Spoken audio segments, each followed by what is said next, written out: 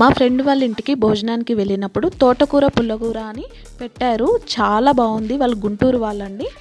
ఇక ఊరుకుంటామా మనము, పొరిగింటి పుల్లకూర రుచి ఎక్కువ అంటారు కదా, అందుకనే నేను నేర్చుకొని వచ్చి ట్రై చేస్తున్నాను. ముందుగా తోటకూరను మంచిగా కట్ చేసుకున్న తర్వాత అందులోకి ఉల్లిపాయ టమాటో వేస్తారు. వాటిని కూడా కట్ చేసి పెట్టుకున్నాను. ఒక గిన్నెలోకి కట్ చేసుకున్న తోటకూర, టమాటో ముక్కలు, ఉల్లిపాయ ముక్కలు, కొంచెం ఉప్పు, కారం, వెల్లుల్లి, కొంచెం చింతపండు వేసుకోండి, ఎక్కువ అక్కర్లేదు. ఒక చిన్న గ్లాసెడ్ వాటర్ వేసుకొని మూత పెట్టుకొని మంచిగా మగ్గించుకోవాలి. నేను ఇక్కడ బాగా పులుసులా ఉంచుకోవట్లేదు, దగ్గర పడేలా చేసుకొని మంచిగా మెదిపేసి పక్కన పెట్టేసుకున్నాను. తర్వాత తాలింపు పెట్టుకునేందుకు ఒక గిన్నె పెట్టేసుకుని అందులోకి ఆయిల్ వేసుకున్న తర్వాత ఆవాలు, జీలకర్ర, ఎండుమిర్చి 2-3 దంచిన వెల్లుల్లి రెబ్బలు, కరివేపాకు, కొంచెం పసుపు వేసుకొని మనం ముందుగా మెదిపి పెట్టుకున్న ఈ తోటకూర వేసేసుకొని స్టవ్ ఆఫ్ చేసుకోవాలి. అంతే, రుచికరమైన